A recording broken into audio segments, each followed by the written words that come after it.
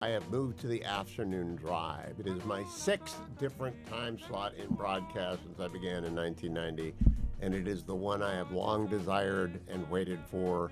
Thank you for being here with me. Tell your friends and family the news that they want, the analysis that they need, and the guests that make the news are right here on the Hugh Hewitt Show. Carried across the country on radio stations far and wide, and of course on the Salem News Channel every single day. Thank you for joining me. Thank you for giving you your trust. I am assisted in this effort by senior producer Dwayne Patterson and Harley on the controls for video, and Adam Youngman, who is not a young man anymore, but has been with the program since the second week of its origin 25 years ago. This July, Dwayne was here from day one. Harley's been here for a number of years. And Danielle and Diana, I'm not forgetting you. Thank you. We are now on in the afternoons, but I realize a lot of you do not have any idea who I am.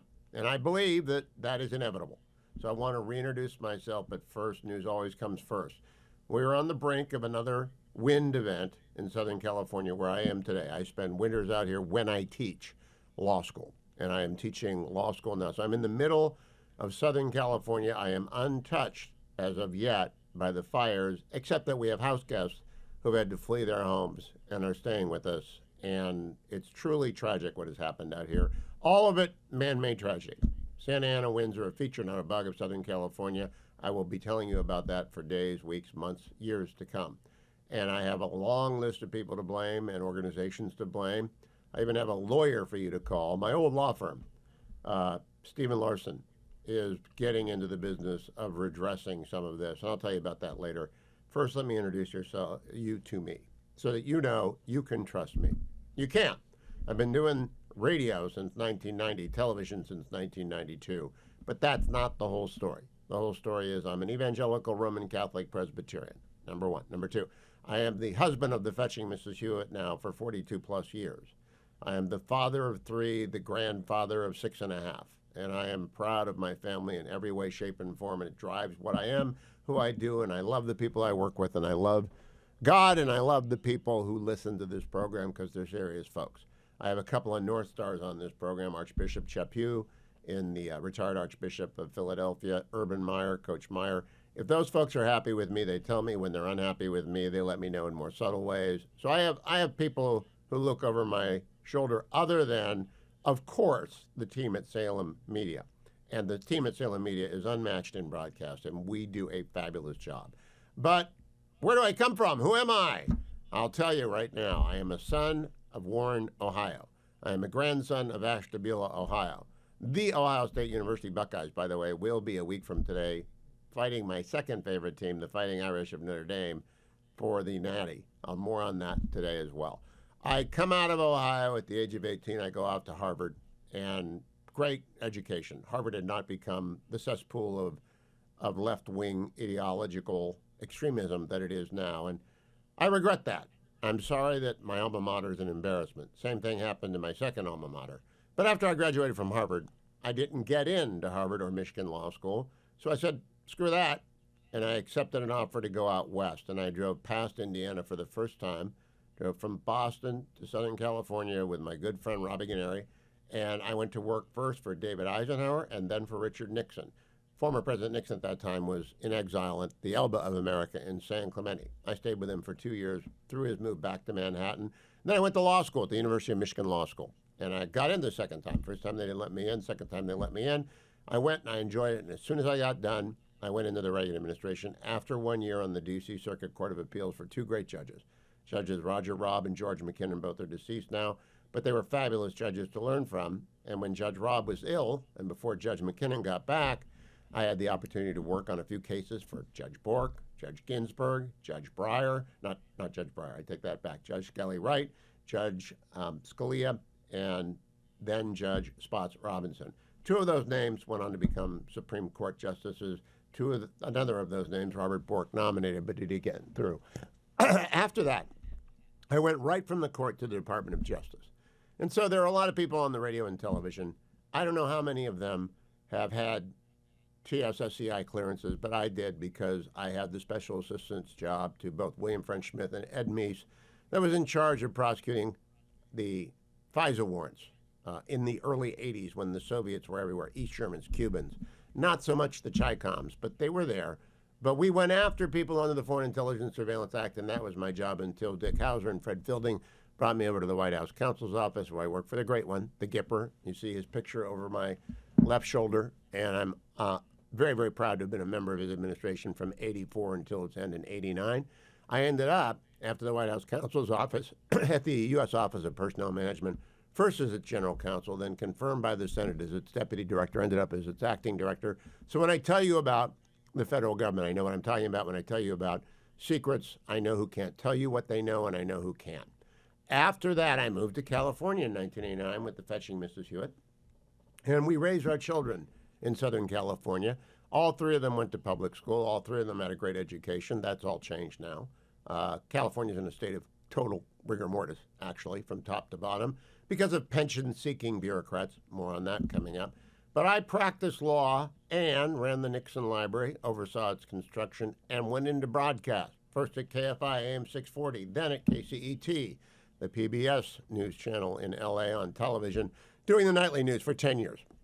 With my co-hosts, Pat Morrison, Kermit Maddox, Ruben Martinez, we did a show called Life and Times. Before there was cable, 92 to 2002, I covered the LA riots in 1992. That was my third month on the job doing the nightly news. So it was a baptism by fire, but nothing like the fire we have seen here. The death toll is now up to 25. It will rise because they have to go through the embers. A lot of people couldn't get out. It's a grieving time in Southern California. It's a time of great sorrow and of great anger, appropriate anger, anger that this ought not to have happened. Now we are approaching part 2, winds that will reach very high numbers tomorrow night. And I don't think we will see a reprise because government is alert to the fact that, oh, we have a situation on our hands. Well, they should have been alert to the same situation last week, actually 10 days ago, and they weren't. And the catastrophe that has followed is extraordinary. I want to go back a little bit more resume.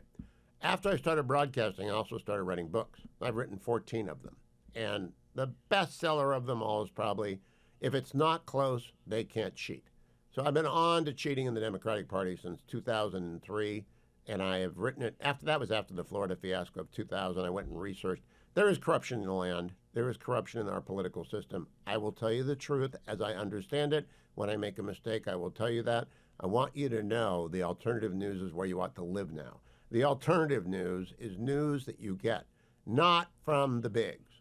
I today canceled my subscription to the Washington Post. I've had it. I quit the Washington Post itself about 3 months ago, but I canceled my subscription today because of the most idiotic story I've read about the fires to date, trying to blame the fire on the LA Fire Department not checking where fireworks fires went off on New Year's Eve. All right, do you understand how stupid that is? And they bought that hook, line, and sinker.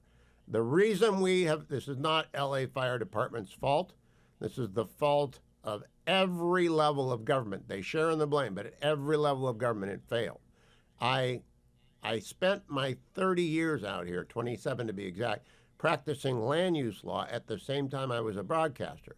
So I know all about the Endangered Species Act, the Clean Water Act, the California Department of Fish and Game, the Regional Water Quality Control Board, how the city of LA worked. I know all this stuff. I represented landowners for 27 years. I'm retired now, right? I'm retired. I retired in 2016 when I moved to the mornings when Bill Bennett retired. And I said, I can only do broadcast. I can't practice law anymore. So I don't practice law anymore, but I'm following Judge Larson and what is happening. And if you need a lawyer after this catastrophe, go to Larson LLP in Los Angeles because they've hooked up. There's going to be a lot of lawsuits. They've started to fly. You can't lose more than $100 billion in capital loss, and that's what a loss of a home is, whether you're a modest home in Altadena or a somewhat upscale home in North Pasadena or one of the mansions on the Malibu coast. I think one home was valued at $24 million. You're not going to get the insurance companies to say, oh, sure, here's a check. And you're not going to be able to just get them to accept it. You've got to cross-complain. So I have spent 27 years doing just this. But I am mostly and always, for you, a truth teller. I will tell you the truth. The truth right now, the biggest story in the world, is that there looks like there's a hostage deal forming in Doha, Qatar. And everybody involved. Team Trump is making it happen. This is the Trump effect. Because he said, hell to pay if those hostages are not out when he gets into the Oval a week from today. and I believe Donald Trump. I believe I am the journalist who has interviewed him the most on the record for the last decade. And I believe him when he says there will be hell to pay. I will tell you more about me and what's ahead, but first we're going to talk to Majority Leader John Thune, because the newsmakers come here to the Hugh Hewitt Show. Majority Leader in the United States Senate is Senator John Thune of South Dakota. He's the first guest on the afternoon edition of the Hugh Hewitt Show. Senator Thune, Leader Thune, welcome. It's great to have you. Congratulations on assuming this. I hope it's not too much of a headache. Let's get rolling. Tell me about the Lake and Riley Act, because I think a lot of Americans hope that passes quickly. I hope it does too, Hugh. And by the way, welcome to the afternoon. Thank you. And congratulations to the Ohio State Buckeyes. Thank you. We're up against the Irish now. I hate this game because they're my favorite two teams, but of course the Buckeyes are first in the hearts of everyone. Of course, I know they're first in your heart. So look, the Lake and Riley's horrific murder is something that never should have happened, and she would still be with us today and would have turned 23 years old on Friday this last week. But the individual responsible was arrested not once but twice, released by authorities in New York before an ICE detention order could be issued, and the legislation is intended to make sure that never happens again. And I hope that as it relates to the process, Democrats agreed with us last week to get on the bill. And seems like they've changed their tune on this issue, and quite frankly, it's long overdue. But we should have passed this last year to ensure this kind of tragedy doesn't happen again, and I hope that we can get the votes this week to get it across the finish line. Now, Senator, this takes 60 votes, correct? It does, correct. And so are you counting on finding 7 Democrats to actually help the Republicans pass a Get Tough on crime and illegal migration bill? I hope so. I mean, I'm always I never put anything in the bank when it comes to dealing with Democrats, but it seems like, at least, Hugh, that they have concluded that they're on the wrong side of this issue. And the only way this gets done at 60 votes is if we get some Democrats to vote for it, and we intend to put them on the record one way or the other. And if they want to defend criminals who are in this country illegally, who are committing criminal acts against American citizens, in this case a horrific murder, that's their decision to make. But I got to believe there are 7 Democrats out there that are going to end up voting with us and turn this into law. Any doubt in your mind that President-elect Trump, when he becomes president on Monday, will sign it? I believe he will. I have talked to him about it, and I think he's excited to do that. Now, it's a complicated piece of legislation. I'm going to hone in on one thing, Senator, which is the ability of local governments impacted by these waves of migration to sue the federal government for failure to execute duty. I'm all in favor of that. What do you think? Yeah, I mean, it's not. I would agree with you that it's an issue that has been raised in terms of some of the nuances of how this all works. But frankly, I think that we need this. I think these are authorities that are overdue, and I think, frankly, as we deal with some of these types of cases and these types of issues, if local governments are going to behave and act in this fashion, then there's got to be some transparency and some accountability for that. Now, Senator, if I want to take you about confirmations and just globally, you don't know what's going on at everything in the Senate, but we have a whole raft of confirmations. Do you expect that the president-elect will get most, if not all, of his senior appointees within a couple of weeks? I mean, I hope he gets them in a couple of weeks. I hope he does. I think he's going to get them. And the question is a matter of timing and how quickly we can move and get the Democrats to work with us. But I feel good about where we are, Hugh. I think the president's nominees, they've got a lot of confirmation hearings this week. We have, I think, 17 or so confirmation hearings for some of these noms, and once they're reported out of the committee, as soon as the president is sworn in, he has to sign the paperwork. He has to officially nominate these people, and then the committees, Senate committees that have held the confirmation hearings, can report them out to the floor once they're officially nominated by the president. Once they're ready for floor consideration, we'll go to work and try and confirm as many as we can, as quickly as we can. And again, I hope that the Democrats cooperate on this. And we ought to return to what is the Obama standard. And, Obama's first 12 nominees were confirmed in 15 days. And when Trump came to office, that number shifted. it was 42. Took 42 days to get his first 12 through. Wow. So we need to get back to the Obama standard, and we're going to be pushing hard to get the Democrats to do that. Now, Leader Thune, I want to switch to California. Right now, and there's a setup question. You're talking to LA on AM 870 to San Diego on 1170. I've got affiliates all across the Golden State. You know, it's lunch hour. It's right when they're out driving around and they're worried about the wind. The AM radio in every vehicle act did not make it out of the last Congress, but everyone's been listening to AM radio in Southern California around the clock because we're faster than television. Is that bill going to get back on the floor and passed?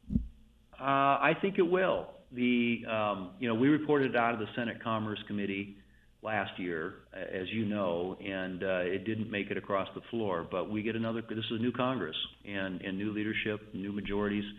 And we're going to do everything we can to get that done. I think it's, as you point out, especially now, this is the time when people really are dialed in to their radios and times of a crisis in particular, and there are so many folks out there in California who need the news and information about, not only where to go, but also what's coming next. And so I hear what you're saying, and we'll do what we can to get that done. Now, Senator, you're a man of the West, and you know Southern California pretty well. I'm broadcasting in Orange County today from Studio West instead of my normal posting inside the Beltway, and I'll be out here teaching law school for a while. This is beyond anything I've ever seen in America. It's just devastating. We have house guests who are refugees. Their house is not burned down. Came really, really close over the weekend, but it didn't burn down. A lot of people have lost everything. What does the Congress do in the aftermath of this? And I hope it's not just send money. I want strings attached to fix the local, state, and regional governments, which are completely failed here. What do you think the federal Congress and president can do? Well, I mean, first off, as you point out, our heart goes out to families of those who died, thousands of people who've lost their homes. It is devastating to watch, and all I'm seeing, Hugh, is images on television. They tell me people who are on the ground out there that it's way worse, but it looks like it looks like Hiroshima. It's just it's really, really devastating and so hard to observe and watch, and I'm sure if you're somebody in California, experience. So it's horrible. Leaders need to take a serious look at what went wrong, what they can do to prevent it in the future. But in the meantime, we got to figure out how to get people recovered and back on their feet. And I agree with you. I think that it's important that as we think about this, we just did in December $110 billion in disaster relief funding, including $29 billion for FEMA. So there's some funding in place to help with this initial response. And then we need to take assessment of, what the need is going to be and what's the best way of ensuring that that gets covered, people get made whole, but but we understand exactly what the role of the different levels of government should be. And certainly, first and foremost, California is on the front lines of this, and I would expect they'll take the lead role, and we'll find out. We hear it's some numbers coming out of there, but we just don't know the assessment yet. And when we do, hopefully we'll be able to better react to that. I'm going to keep Senator Thune for 5 more minutes, and I'll replay it on the other side. But this is California's Chernobyl. It is stripped away, like Chernobyl did to the Soviet Union, the rot in the California state and local government system. And there are things the federal government can do under the spending power which are perfectly acceptable. I'm going to ask Senator Thune one question after the break, which I'll open the next segment with. Don't go anywhere, America. Stay tuned. I'm Hugh Hewitt. That's the Majority Leader, John Thune, on the Hugh Hewitt Show.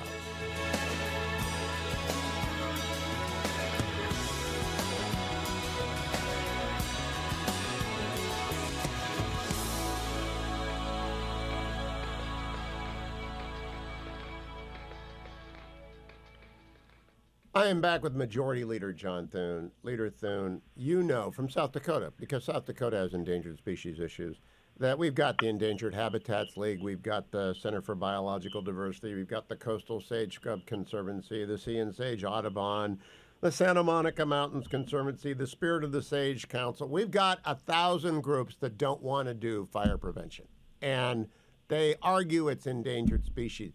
Do you think you can look at, because you actually know about this stuff coming from South Dakota, suspending or consolidating or expediting Doug Burgum's role in forest management and ecological management so this doesn't happen again? We have to, Hugh, and so Burgum will have a role in that, as will Brooke Rollins, Department of Agriculture, interestingly enough, has jurisdiction over the Forest Service. But you're right. I mean, we've dealt with this in South Dakota, and there are groups out there that just want to let it burn. And, we take active forest management pretty seriously, given the threat that's posed to a lot of our communities.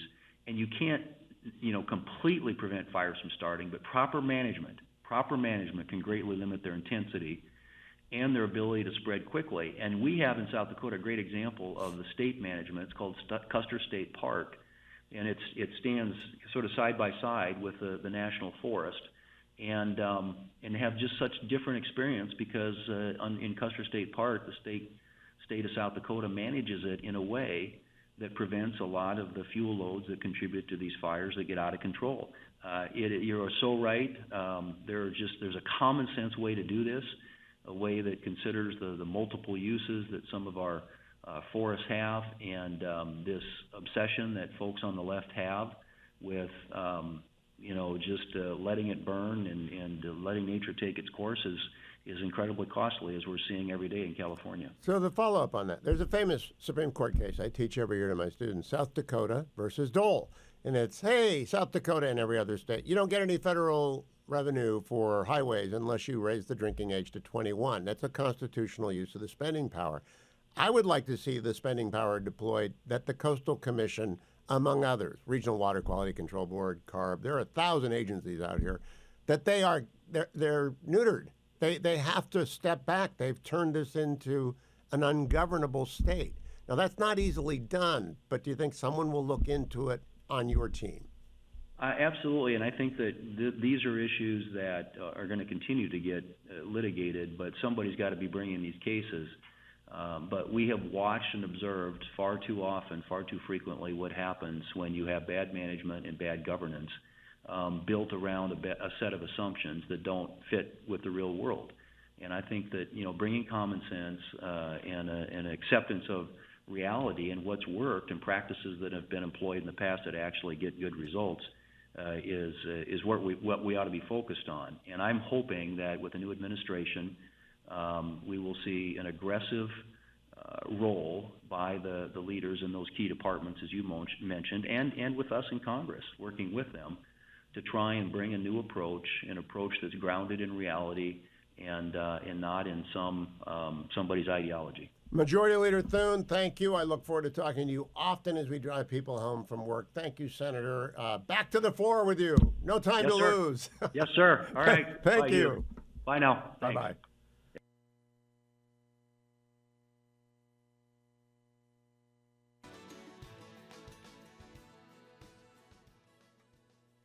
The Hugh Hewitt Show returns in 5 seconds.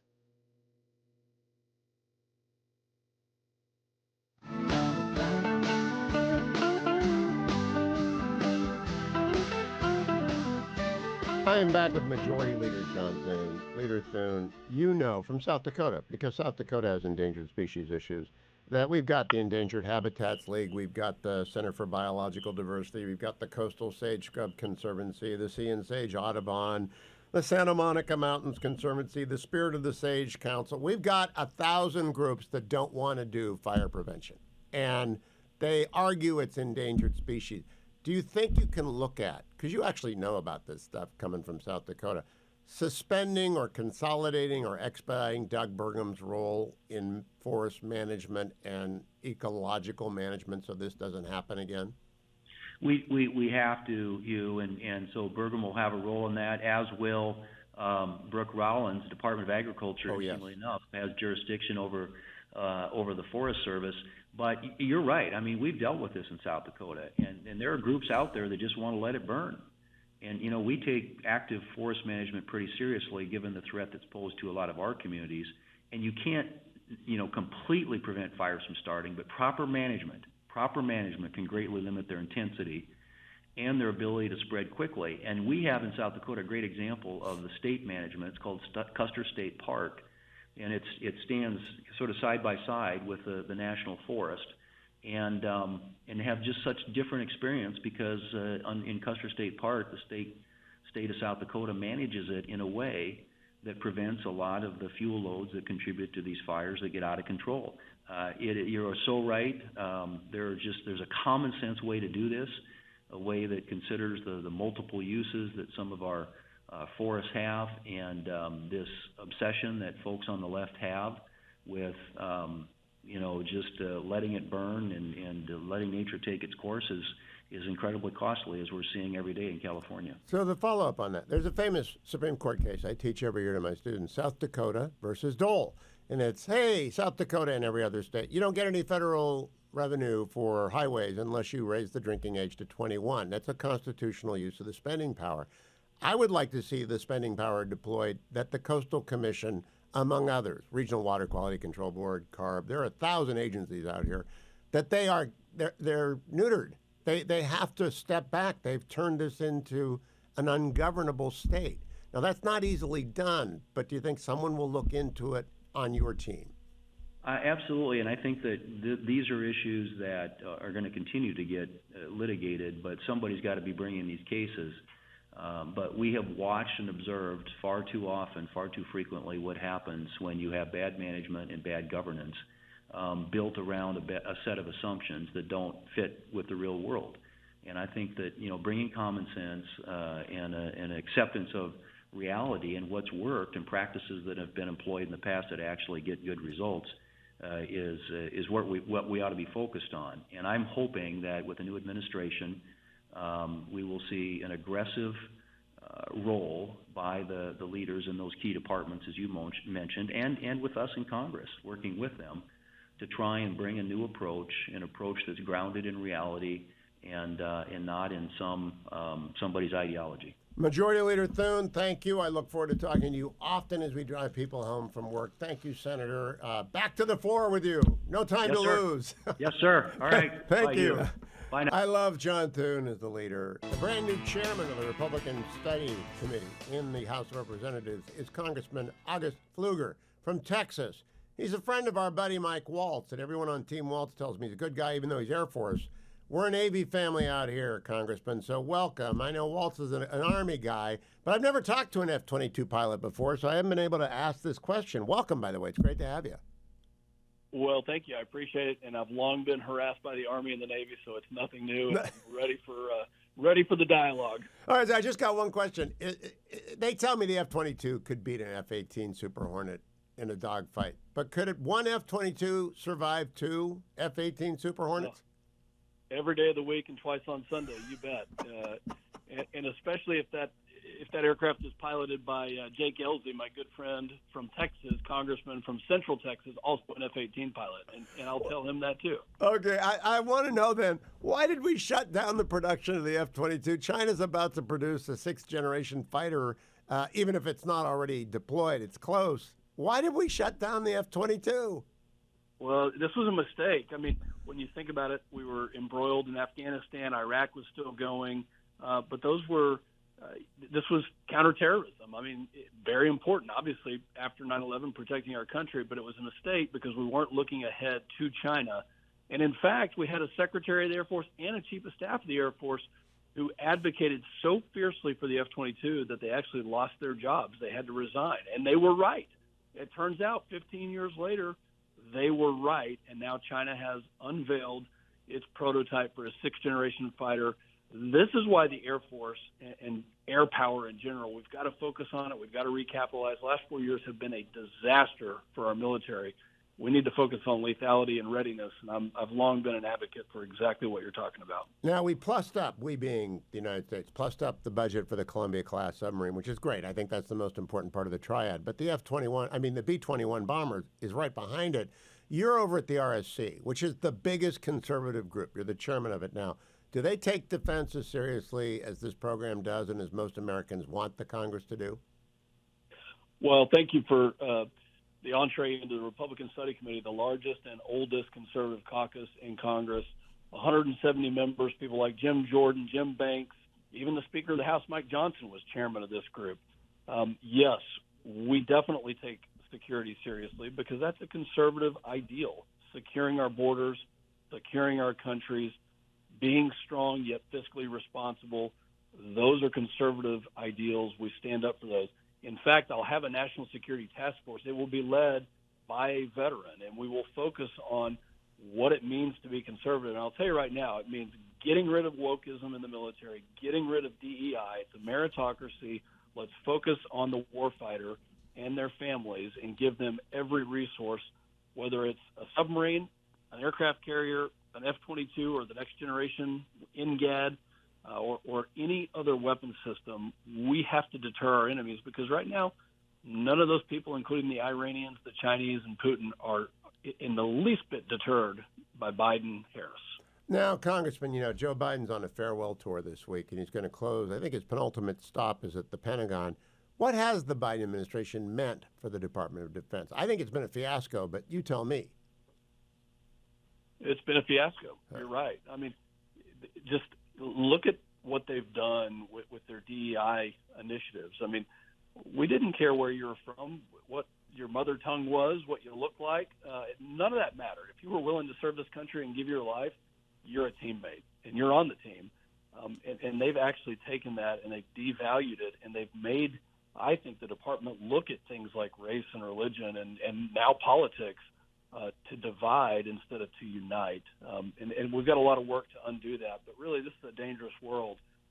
And President Trump, who I had dinner with last night, a great conversation. We have an agenda and a mandate from the American People Republican Study Committee, RSC, is going to be right there by him. In fact, that's why he had me and a few others there, was to look at ways to unite our conference. That was really a theme of the dinner, was how do we all come together? He wanted to know, how do we come together to accomplish this agenda that the American people have loud and clear spoken about? One way, Congressman, is with the AM Radio in Every Vehicle Act. And I interviewed the president-elect probably more than any other person on the record over the last 10 years. He's a big believer in radio and in television as well, of course. Are we going to get that passed again? The AM Radio and Every Vehicle Act, we need to, right now in California, everyone's listening to their AM radio. They need updates on the fires. Do you think we'll get that through the Congress and onto the floor? I think so, Hugh. In fact, I'm glad you brought that up, because I've been a big advocate of this. We started talking about it on Energy and Commerce Committee, which I also serve. But, yeah, think about a winter storm that we had in Texas. Think about the fires. I mean, by the way, my heart just goes out to everybody there. And you really don't have a way to communicate in the absence of electrical power without an internal combustion engine vehicle and an AM radio. And that is that's the fail-safe. So it's really important. I hate mandates. I hate over-regulatory and burdensome government, but I think this one is the responsible thing to do, to make sure that when, not if, but when those emergencies happen, that we do have a way to communicate to the populace. So, yeah, we're going to be pushing this again from the Energy and Commerce Committee. I do believe that we will get this to the floor. We'll keep you posted on it, because it's important. Now, the last thing to do with these fires, Congressman, is I can't even begin to tell you how awful it is. I'm in Southern California. I am every winter when I teach law school, and I cannot begin to communicate to people who haven't seen it what it is. But the question is, what's the federal government's role? My view is no money for California until they change the way they govern, which is not to govern. They talk all the time. They talk about everything I don't want to know about, and they don't keep the streets clean, safe, and the brush cut. What do you think it's time to stop sending money to this state until they clean up their governance act? They definitely need to clean up their governance. I mean, just, you talk about cleaning things up. I mean, the fact that they fight against, and we actually discussed this last night at length with the president, that they fight against good undergrowth management of the fuel under these forests and under these trees, where, most states have a program to get rid of the things that could be flammable and cause fires. Devin Nunes has long talked about this, whether it's grazing or cutting or managing. He said you need to graze it, you need to manage it, or you're going to watch it burn, and that's exactly what has happened. But to the larger point of what you're asking, yeah, they've got to clean their act up in a lot of different ways. I mean, bring the hammer down, Congressman. Get the RSC to bring the hammer down. No money for incompetence. Absolutely not a dollar for incompetence. August Pfluger, keep coming back, Congressman. Even though you're an Air Force guy, you're welcome here. Thank you for listening. My first day in the afternoon, I will be here for years and years for you, as I have for 25 years with Salem Media. And I want to assure you, when I tell you about a sponsor, I use the product. I called up Nick Grovich today. Nick owns AmericanFederal.com. They buy and sell gold. And I bought some gold from Nick today. January is the time of year. Some people buy every month. Some people buy every quarter. Some people buy every year. And I do it every year. I don't know what the cost is. I know what I want to get, and I get it every year at the same time. And it's called dollar cost averaging when you buy the same thing the same time every year. And I put it in the safety deposit box, and it will be there forever as either runaway money or for the kids when the second of us go to our reward. I told you at the beginning of the hour, I'm evangelical, Roman Catholic, Presbyterian, so I don't worry much about the transition to the next life. But I want to leave behind something that is durable, something that endures, something that is still valuable and holds its value. And that's why American Federal is my sponsor. And you can call them at 1-800-221-7694. There are a lot of gold people in the United States, and God love them all. Many of them are just as nice, but I don't think they're quite as efficient as Nick Grovich and the team at American Federal, because the margins aren't the same. Everyone's got to make, nothing happens till somebody sells something. That's an old rule of radio and television. Always treat your sales manager well, because your show doesn't last unless your sales manager is doing their job.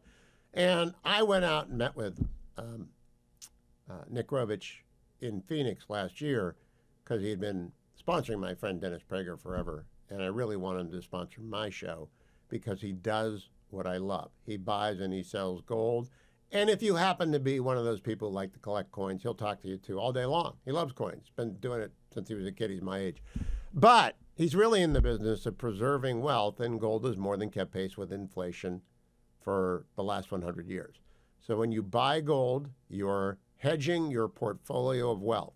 You can usually do it with real estate, although the disaster, the catastrophe that I am amid out here, the absolute disaster that I am amidst, is so comprehensively destructive that the people who put money into real estate have lost it, because the insurance companies aren't going to cover. The California Fair Plan has a limit, and the homes that were lost are not going to be covered. A lot of insurance are just left to the state, because that's what they do.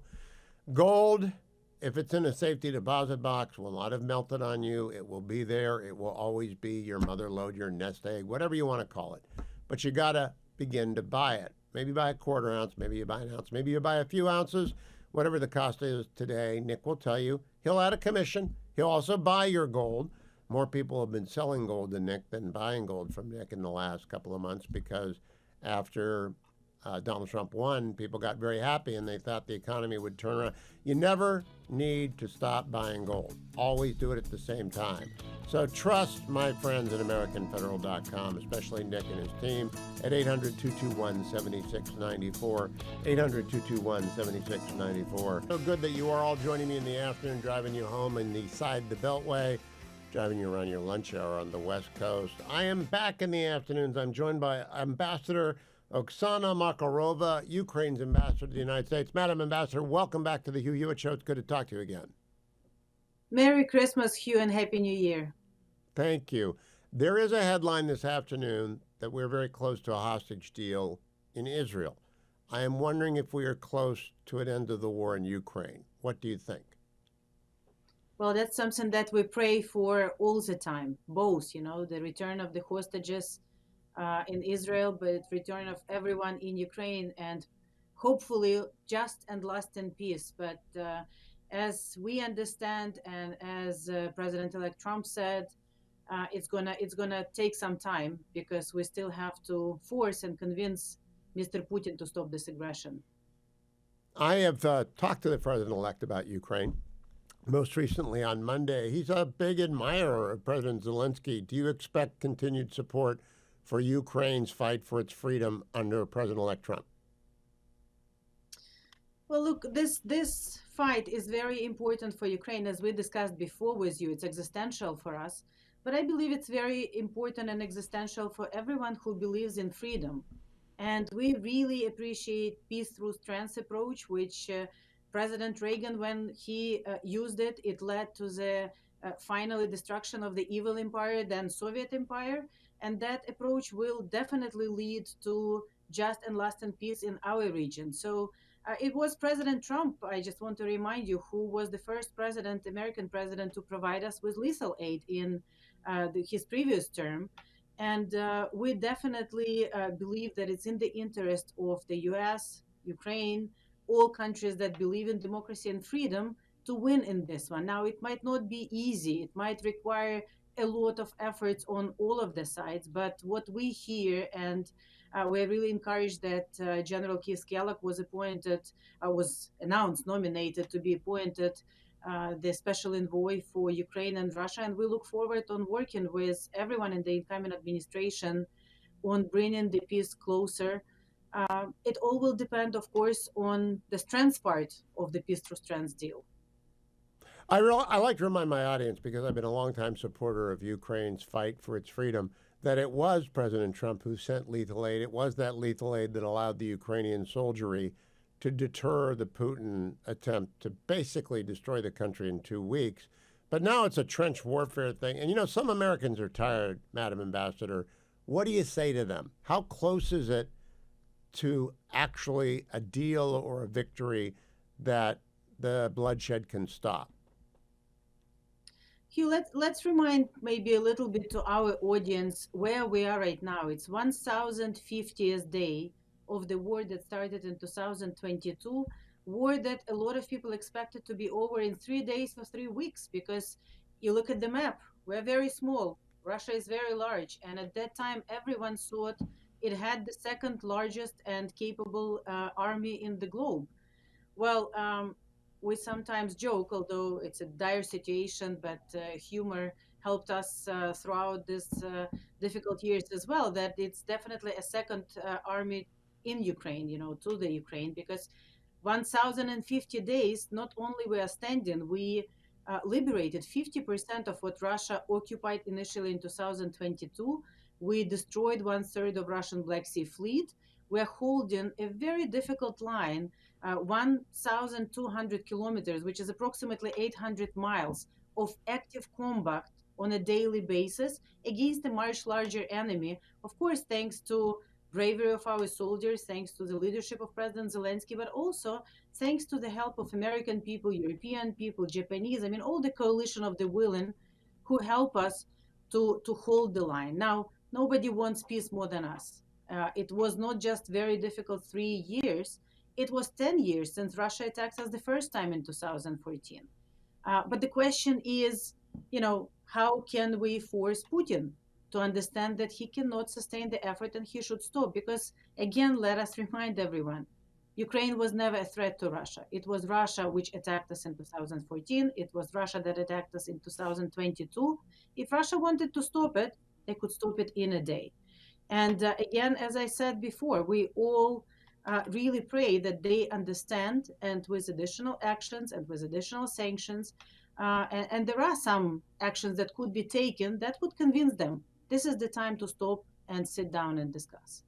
What kind of actions are those, Madam Ambassador? Because that perked up my ears. What kind of actions can be taken to force Putin to the table?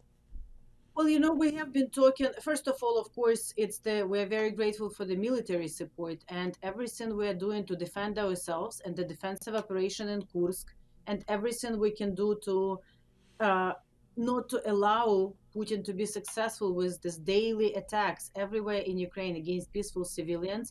That helps.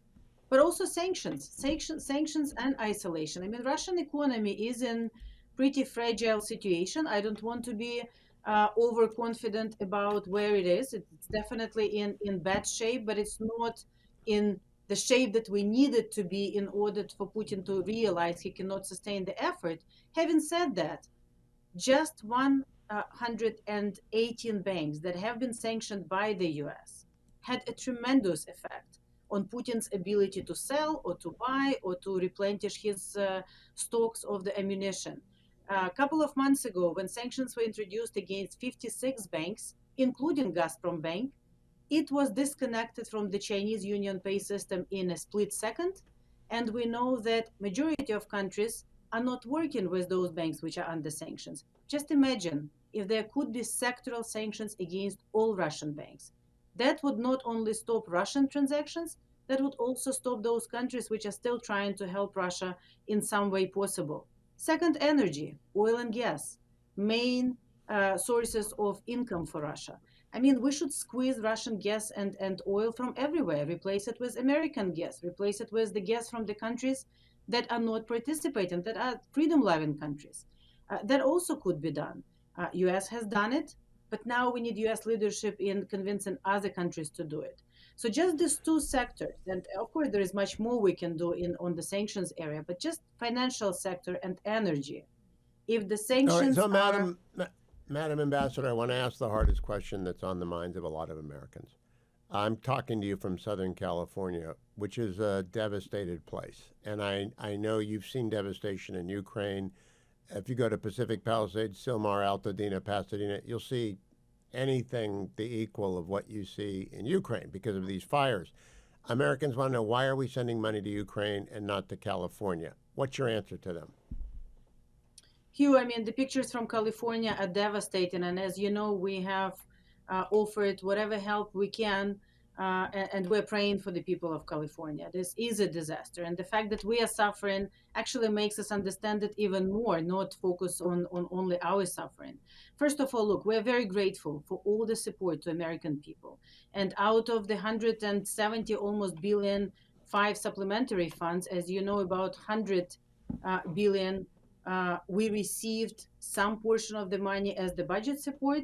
The rest remained here, but we received so needed weapons while the money was used here to produce and increase the readiness of the United States as well. We are very grateful for this, and we would like to become self-sustainable and not to be asking for more help, but actually being partners and doing together, developing it together. That's why the third point I wanted to mention is confiscation of the Russian sovereign funds.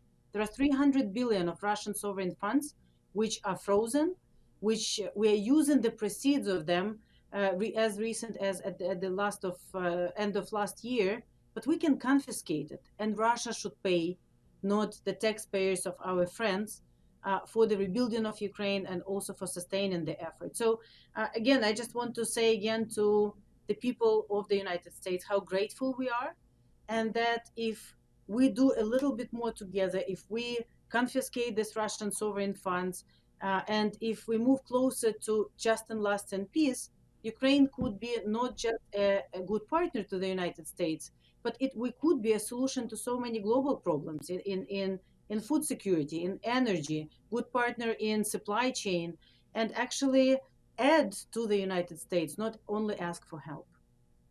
Ambassador, I appreciate it so much, Madam Ambassador Marakova. Thank you. Please keep coming back, occasionally updating us, and prayers for a just and lasting peace in Ukraine soon. I appreciate your time this afternoon on the Hugh Hewitt Show. Thank you, Madam Ambassador.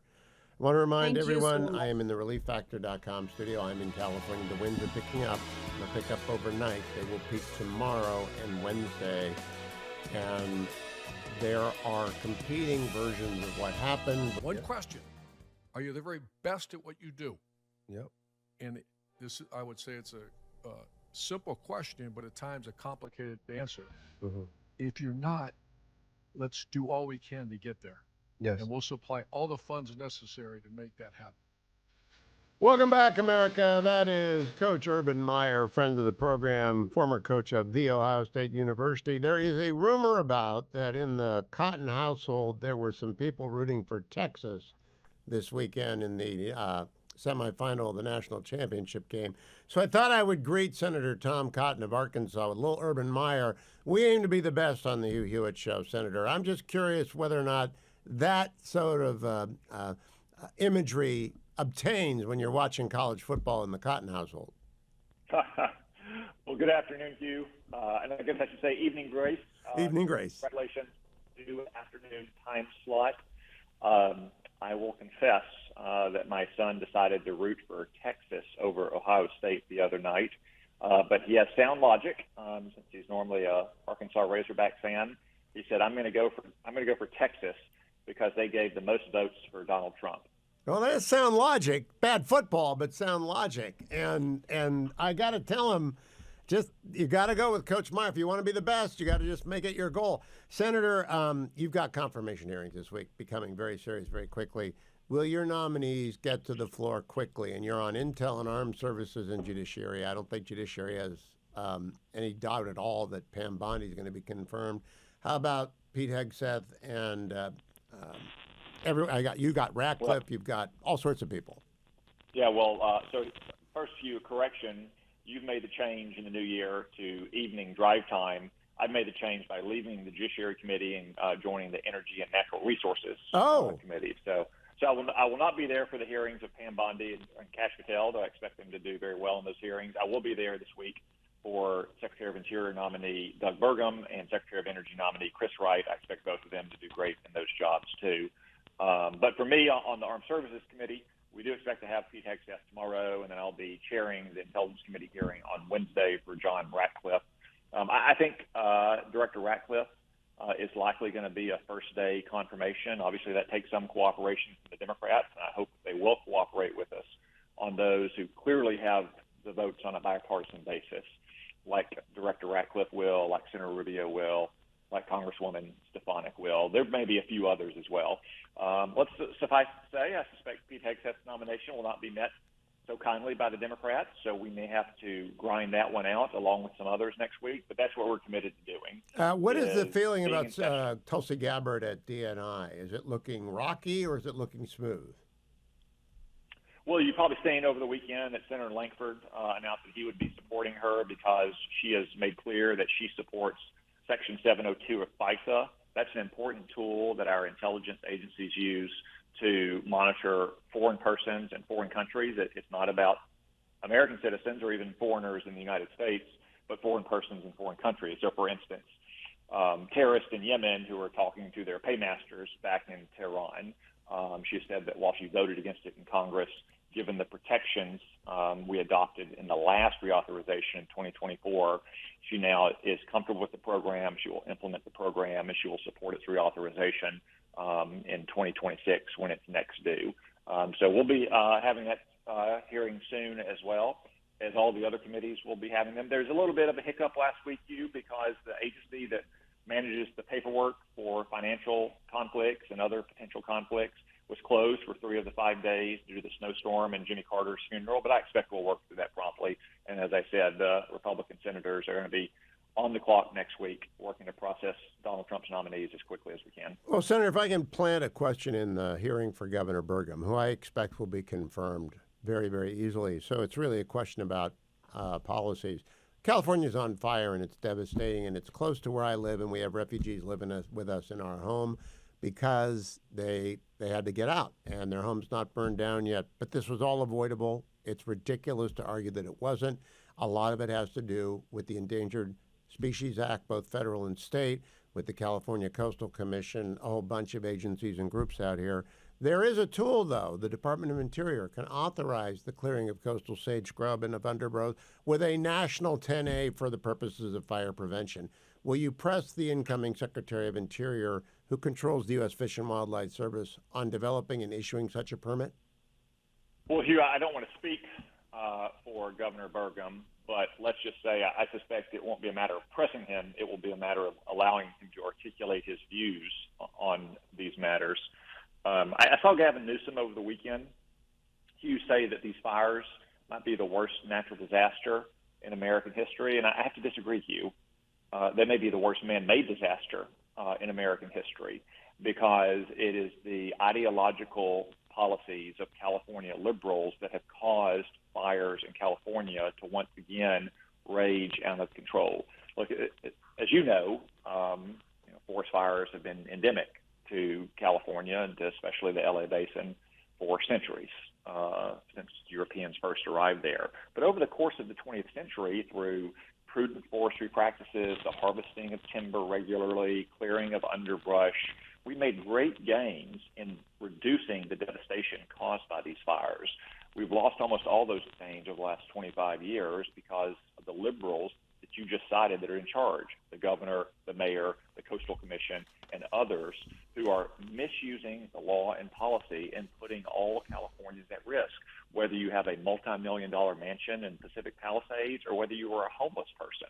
We've seen the pain and suffering that these fires have caused, and the people of California deserve a lot better than what they've gotten from the liberals in charge in California. Now, Senator, this is complicated, but my audience has heard me talk about before The groups are the Endangered Habitats League, the Center for Biological Diversity, the Coastal Sage Scrub Conservancy, the Sea and Sage Audubon Society, the Spirit of the Sage Council, the Santa Monica Mountains Conservancy. There are so many NIMBY groups out here that do not want to touch anything. Do you think they ought to be liable? This is so beyond people's comprehension how devastating this is. Do you think the groups that stopped us from the effective equivalent of mowing the grass ought to be liable in part? Well, I certainly suspect a lot of those displaced Californians who have had their homes, in many cases their life savings, go up in flames, might like to see them liable. And I want to bring your listeners' attention to a story that was in all places, the New York Times, just recently, about the so-called snail darter in Tennessee, which was supposedly discovered as a distinct species to stop the construction of a dam by the Tennessee Valley Authority. They delayed it so long, it took an act of Congress to exempt it. They now, all the activists and the so-called scientists have now admitted that little fish is not a distinct species, and it was never endangered whatsoever, that it was done for, quote, downstream conservation purposes. You had left-wing activists stopping reasonable development for an energy project, as they do on many other infrastructure or housing developments, by literally inventing a species that they could have used to invoke the Endangered Species Act. So I think the Trump administration needs to go back and look at every single endangerment finding, given the fact that these left-wing activists have just confessed on themselves. And add to that list the California gnatcatcher, the Stevens kangaroo rat, and every kind of fairy shrimp that you can imagine, and that's why we haven't mowed the proverbial grass. Senator Tom Cotton, thank you. Hope you're rooting for the Buckeyes on next Monday. What is broken? It's easier to say what isn't broken. I'm not broken. I moved to the afternoons. I'm glad you're with me here on the Hugh Hewitt Show. But I'm in Studio West, the Relief Factor studio out west, and I am here to tell you, whether you're watching on the Salem News Channel, listening on one of our great affiliates across the United States, it is beyond imagining, unless you're in California, how devastating this is. And I canceled my Washington Post subscription this morning upon reading a story, What Caused the Palisades Blaze? Visual evidence points to a recent fire nearby. Then, did the New Year's Eve fireworks start the largest Los Angeles fire? This story is reported by Brianna Sachs, Joyce Suhan Lee, Imogen Piper, and Aaron C. Davies. And it spends, a couple thousand words looking back at a fire on New Year's Eve that the LA Fire Department put out. And it does not mention two things that have to be in every story. In every story, there ought to be this question. Was it started by a human being intentionally? And I'll show it to you on the Salem News Channel. It looks like teenagers or college students. You can see them there running away from the fire scene. And we don't know if these kids have anything to do with anything. We don't know. But I know that it's a whole lot likelier that a human started that fire than a smoldering fire caused by New Year's Eve fireworks that the LA Fire Department didn't go back and find. But even beyond that, I don't want to read anybody write anything. And most people don't know anything about California, and I don't blame them for not knowing about the California Coastal Commission, the Santa Monica Mountains Conservancy, the Center for Biological Diversity. Although East Coast elites do read the New Yorker, and the New Yorker profiled the Center for Biological Diversity, I don't know if they're going to know about the Coastal Sea and Sage Audubon Society or the Spirit of the Sage Council. I've been litigating with the Endangered Species League. Not anymore. I've been retired from the practice of law since 2016 when I moved in the mornings, and I'm not taking it up now in the afternoons again. I teach law now. I don't practice it anymore. But the no-growth groups, the wacko environmentalists, the let-it-burn people, Senator John Thune, the majority leader of the United States Senate, said in the first hour of today's program, those people are responsible. Now, I know that lawyers are going to sue everybody in sight, and I don't know whether or not the sovereign immunity of California or any of its subsidiary agencies will be called into question or breached here. I don't know if the federal government can permit that lawsuit to happen, like the Lake and Riley Act, if it passes, will allow state and local governments to sue the federal government for dereliction of duty at the border. But I do know, and I am certain that we are going to have lawsuit after lawsuit, and I hope those lawsuits name not just the state of California and the City of Los Angeles and Mayor Karen Bass and the LA Fire Department, but also the Department of Water and Power and the Santa Ynez Reservoir people who screwed that up. There are now stories that the Santa Ynez Reservoir, 117 million gallons, has been empty for years. We know it's been empty since at least February.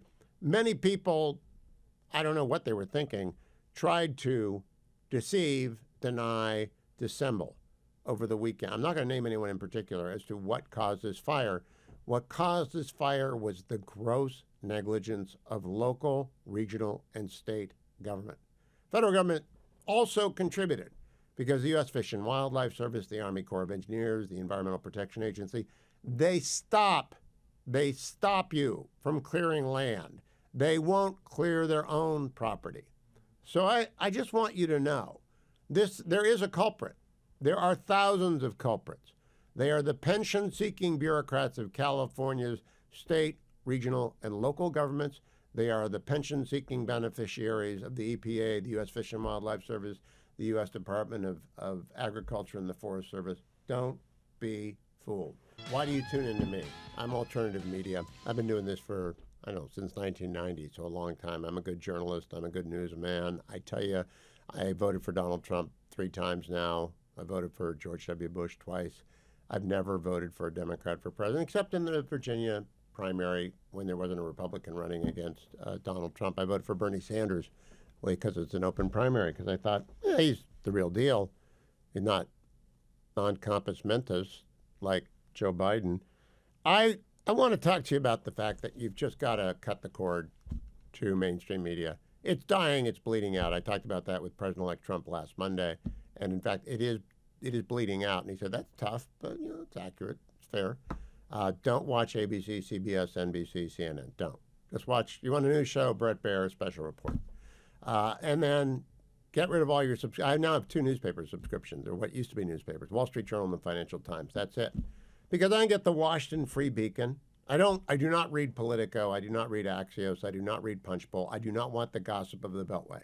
I want news. That's why you come to me. I give you news. You can read the Washington Free Beacon. You can sign up for free for the Hillsdale Imprimis and read that every month to get a big picture of something, hillsdale.edu. Listen to the Ruthless podcast. Listen to the Commentary podcast. Listen to the Editors podcast at National Review. Listen to McCarthy Report with Rich Lowry and Andy McCarthy. Listen to Dan Senor and the Call Me Back podcast. Listen to Times of Israel podcast. There is so much good media. You don't have to take the nonsense anymore, right? You do not have to listen to it. But here's the kind of thing you won't hear on any of the old legacy media that are losing. This is Pastor Jack Hibbs, one of the most influential people in Southern California. He's preaching at Calvary Chapel, Chino Hills this Sunday, cut number 36. We have watched the absolute exposure of the most incompetent, reserve your applause to the end. Nobody can hide from this. Nobody can hide from it. There's no excuses. This is the most wealthiest state in the 50. We pay the most in taxes. We pay the most in gas. We pay the most in electricity. You name it. If it's in California, we pay the most for it. Why? Why? Because of our government. Why? Because of things that Sacramento does because they can. Our flag of this state is an absolute abject lie. The flag says California Republic. It is not. A republic is where the people decide and the people have their way. What has happened to California? And you prove me wrong. I challenge you today, if you don't like what I'm about to say. California has been under unmitigated Democrat 100% power control. Democrat. Supermajority. What does that mean, supermajority? It means nobody can oppose their decision making. And now you've got it. You've got a situation where a catastrophe came and the billions of dollars that you and I gave was diverted to other woke, stupid Democrat projects. That's not hyperbole. It is a fact. You don't like it, change your party. If you don't like it, change different. But I'm telling you right now, I'm upset and I'm angry, and it's the right kind of anger. I'm telling you this right now. When you open up a fire hydrant and nothing comes out, and then Joe Biden says, it's because we need electricity. It was turned off for the fire hydrant to turn on. In some cases, that might be true. If the fire hydrants are on top of a mountain, you need a motor to drive the water up. That's extremely rare, and it wasn't the case in these fires. Bad management, horrific politicians who took your money and took trips like Karen Bass, the mayor of L.A., she decided to go to Africa the week of the fires to be on a little trip that you paid for. She was really put out when she was told to come home. It didn't look bad. I mean, it didn't look good, that it looked very bad. You've got Gavin Newsom flying down here and then at a command center laughing it up with some people, and it's caught on tape, while he spends 9 point so many millions of probably your dollars to buy himself a new house. It's time to replace the leadership in California. You don't need any more examples. These fires could have been stopped. Now, you know what they'll say? They'll say that Jack Hibbs is a Christian nationalist. He's not. He's a pretty mainstream Calvary Chapel pastor, been doing it for years. I don't know Jack Hibbs. I've listened to him off and on for years on the sister station of KRLA out here in Los Angeles, where I'm broadcasting, talking to Southern California right now. Jack is mainstream. He's not a Christian nationalist. He is reflecting the anger. I went to a Presbyterian church yesterday, went to Mass on Saturday night, and everywhere people talks about righteous anger. When people get angry, and it's not sinful, it's not in order to injure someone. All of California is angry, and I'm angry at national news media. They are not telling you the truth.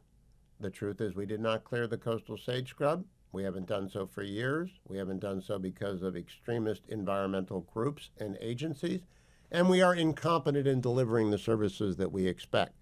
The Santa Ynez Reservoir, all right?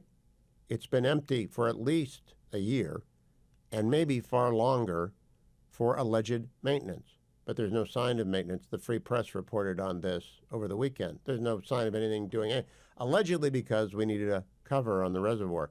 One of the pictures I took this morning is one of the reservoirs near the Implacable Hill that I run up, and it's not full. It's dry this year. We've had 2 very wet years. If I hear Gavin Newsom say again, the wet is wetter and the dry is drier, and Mother Nature has a way of it's facts, trust the science. No, it's not. It's not Mother Nature. The Santa Ana winds have been here forever. The Pacific Palisades has survived all this time. It's gross negligence by the government. So when I see that my old law firm is going after everybody, good for them. Good for them. There's sovereign immunity issues about making the government pay, but I think everyone who stood in the way of sound fire management should be liable. This disaster is beyond anything you can imagine. Move to the afternoon. Glad you're with me. Thank you for listening. If you cannot listen to me in the afternoons, their podcast is always there, Highly Concentrated Hugh. Hope you sign up for the Hugh Hewitt YouTube channel. Hope as well that you follow me on X at Hugh Hewitt and on Facebook, Hugh Hewitt Show. Do all those things and you won't miss anything. For example, top-level talks to be held Tuesday morning in Doha to iron out final details of a hostage deal. That's a report that is circulating in Israel tonight over at least 2 of their major stations. And everyone is a gathering. Donald Trump's Middle East envoy, Steve Witkoff. Steve Witkoff is also the chair of the inauguration, so he's really doing a lot of double duty. The head of Mossad, the head of Shin Bet, they're going. The Biden people are hanging around, but nobody cares what they think. Apparently, Qatar and Turkey have told Hamas out of Gaza, this Trump guy's pretty serious. You better do a deal. I did read in the Financial Times today, the good news for Syria is that Syria is flooded with Pepsi and Pringles as the new rulers open the economy. Well, that's great. Let's make sure the new rulers aren't ISIS 2.0. Wall Street Journal this morning, headline, he poured $27 million into his Malibu mansion. Now there's nothing left. The oceanfront stretch known as Billionaire's Beach suffered catastrophic damage as wildfires reduced multi-million-dollar homes to rubble and ashes. It's absolutely true, and they're way down my list of grieving. My list of grieving goes first to the people of Altadena and Silmar and Pacific Palisades who don't have any money and don't have any assets and may have been in a rental apartment. You know, if you're in an apartment and your apartment burns down, what do you do? Literally, what do you do? Where do you go for a deposit for a down payment for a first and last month rent? You can't find any place. And I hear Gavin Newsom. I sent the governor an email yesterday. He and I occasionally exchange emails. Governor, come on. I'll be courteous. I'll be civil. I see you on Meet the Press. Come and answer some questions. Very straightforward questions. Not going to yell at you. Not going to ask for your resignation. Any of that. No grandstanding. I would just really like to know if anyone is rethinking in the deep blue bubble that is Sacramento and LA, are they rethinking that they have a jigsaw puzzle of agencies that add up to nothing? That non-governance is the governance. We're actually a libertarian state run by special interest groups and by people who are trying to get their 30 years in order to collect a pension from the Department of Water and Power. When I come back, I have got to play for you. I absolutely have to play for you the LA Department of Water and Power Chief, Janice Quinones. Now, I don't know when this interview was conducted on KBLA radio, but it will tell you why. In 55 seconds, California was doomed before the fire began. In Studio West, the Relief Factor studio out on the left coast, where I'll be while I teach this semester. And I've moved to the afternoon, 3 to 6 drive time in the east, noon to 3 in the west. So pleased to welcome back Admiral Mark Montgomery, retired from the United States Navy. He's with the Foundation for the Defense of Democracy, and he is the go-to guy. Good morning, Admiral. Good afternoon, Admiral. I got to get rid of my old hiccups there. Good afternoon. How are you? Fine, thank you, Hugh, and thank you very much for having me today. Well, I've been talking about confirmations for Pete Hegseth and for Tulsi Gabbard with Senator Thune and Senator Cotton today. I thought I'd look beyond that with you, Admiral, and talk about what should they do, the national security team do, when they are actually confirmed. And I want to talk to you primarily about ships, submarines, submersibles, satellites, and cybersecurity. You go first. What ought to be our priority for the new Congress? So first, and I want to throw Kristi Noem in too as well at Homeland, because Homeland is part of national security. So look, I think every president has stated in some form or another that defending the homeland is their number one priority. I mean, President Trump in his 2017 national security strategy said, my first responsibility is to protect the American people and the American homeland.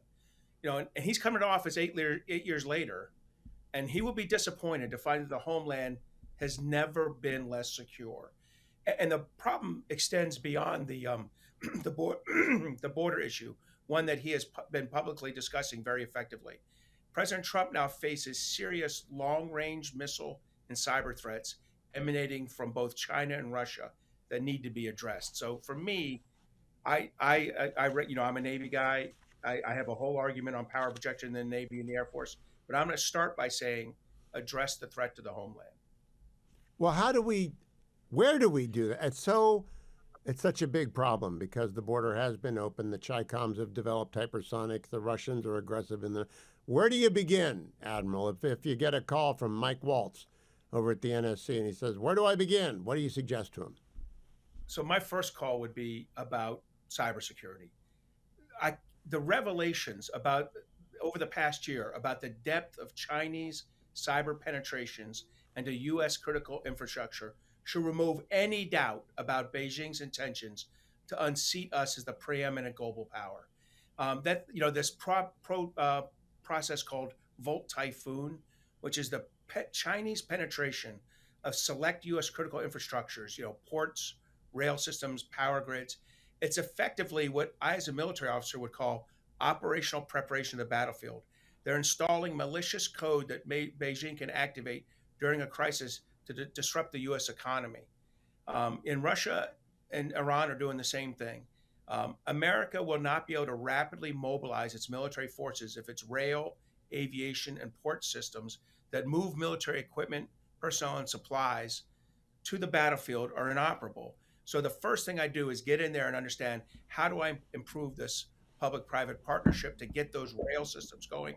What do I have to do to get the right standards of cybersecurity and the aviation and the port systems, so that the military, first and foremost, so the military can move its gear, but second, so that we can continue our great economic productivity during a crisis, so we can use our real power, our economic power, to bring China to heel. Let me play for our audience, Admiral Montgomery, a clip of Director Wray, the FBI outgoing director, on 60 Minutes this weekend, cut number 6. Our infrastructure, how do we remedy the problem? If only we had that sort of budget, Hugh. We can't build a new system. What we have to do is, and it's still expensive, but we have to go in and install cyber resilience in our key critical infrastructures. First of all, prioritize. One thing the Biden administration could never do was prioritize. So what you have to do is say, these are the 500 things that are most important to me. It might be these 7 power systems, these 4 rail systems, these 6 ports, these 10 air operating authorities, big airports. Prioritize. It's hard. I don't know why, but the Biden administration just would not do it. I'd prioritize, get my several hundred number one top priorities, and then I would go work with those companies and say, look, I'm going to give you benefits. I'm going to give you improved intelligence. I'm going to give you improved threat information. I'm going to work with you, give you third-party assessment checks. But the burden is you're going to have the high-level security that's necessary to, if not defeat the Chinese, be able to rapidly recover after an attack. This is a complex thing, Hugh. It took us 25 years of not paying enough attention to this problem to get in this hole. It's going to take us a few years to get out. But President Biden can do it. And the initial, having Mike Waltz as your national security advisor, to me, is the first strong sign that you're committed to this kind of defense of the homeland. So, Admiral, explain to me, you ran the cyber solarium with our friend of the program, Congressman Gallagher, and Angus King, Senator from Maine, Congressman Gallagher from Wisconsin, now retired.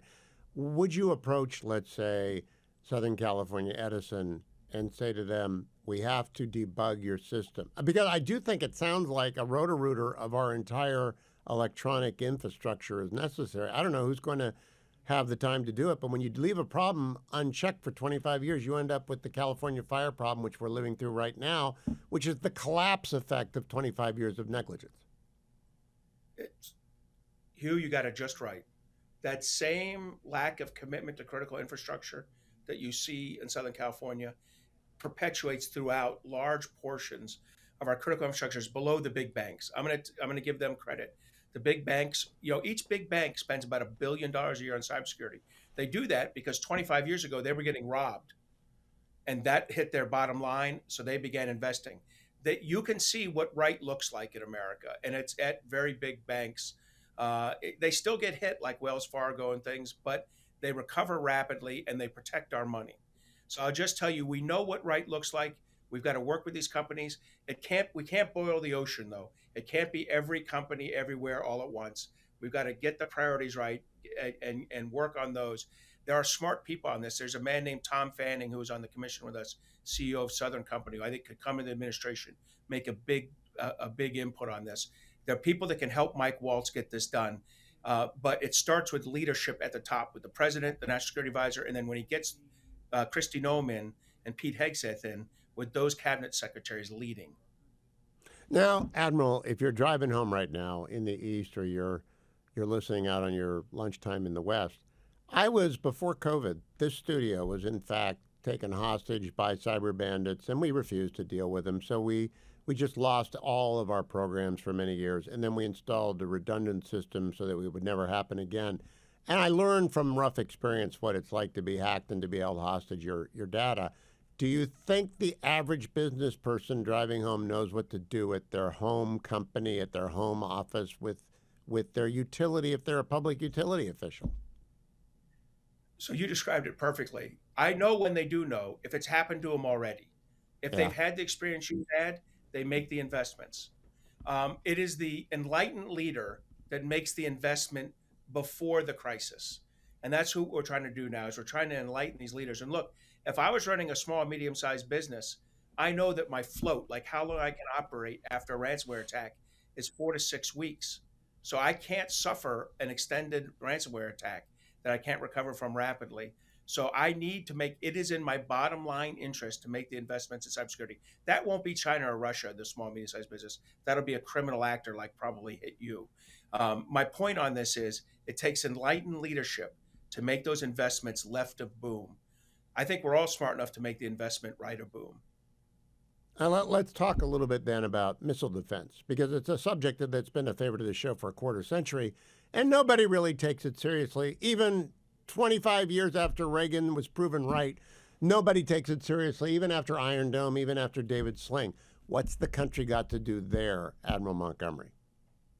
So, same issue here. We've been watching Russia and China build up these systems over 2 decades, and we really haven't made the investments necessary in the homeland defense. This doesn't mean our ships can't defend themselves. We're seeing that every day in the Red Sea. I think the Navy's up to about 200 intercepts of cruise and ballistic missiles and drones in the Red Sea. But we have not made the investments in making sure that in the mainland that we can track, that we can detect, track, and engage long-range cruise and hypersonic missiles. Admiral, I've got to break away on the television side. Stay with me for a second so I can talk to you for a little bit longer. Admiral Mark Montgomery with the Foundation for the Defense of Democracies is my guest. 2-star Admiral who is really very revered in the defense and cyber community for good reasons. Admiral, I wanted to ask you specifically about Homeland Security. What role do they have to play in missile defense of the homeland? When Kristi Noem walks in, I'm sure she's going to look at these California fires and at the border and all that kind of stuff. We know those problems, but who owns missile defense? Is that purely the Pentagon or is it both agencies? So first, I would tell you that she does own those fires, and that's going to be a tough recovery. But she owns the cyber more than the Department of Defense. She's supporting the Department of Defense, but she owns that mission in my mind. The missile defense mission, though, it's going to be owned by Pete Hegseth. And he'll be disappointed when he gets his first brief, because we really have not assigned the proper authorities and budget to the U.S. Northern Command commander, so commonly known as NORTHCOM. That officer usually works closely with Homeland Security, but he has a secondary responsibility for the defense of the United States against missile attack. But we don't have, as we saw with the balloon 2 years ago, as it drifted, as we were slow to detect it, slow to report it, slow to take action on it. So eventually I had to drift across the whole country before we shot it down over the East Coast instead of over the Alaska coast as we should have. We're not ready for this. And China and Russia are building hypersonic missiles, long-range cruise missiles that will be able to directly impact the United States, and we won't be able to identify them, track them, or engage them without a significant investment. So this one sits solely with the Secretary of Defense. Let me give you the hard choice, just in the sort of terms that I think Donald Trump thinks in and Hugh Hewitt thinks in. Look, I can give you 3 Virginia-class attack submarines and 1 Columbia boomer next year, or I can give you missile defense at the Ravenna Arsenal in Ohio that will protect from missiles coming over the Arctic. Which do you take and why? And we can't have both. We don't have the budget for both, Admiral. Which one do you take? Well, I got to get the Kobayashi Maru solution going here and find a way through it. But for you Star Trek geeks out there, I love that. Look, we're not going to get 3 Virginia class, so I fault the question, and I'll just say, look, at this point, we need to do homeland defense. I think China and Russia, we have to prioritize it.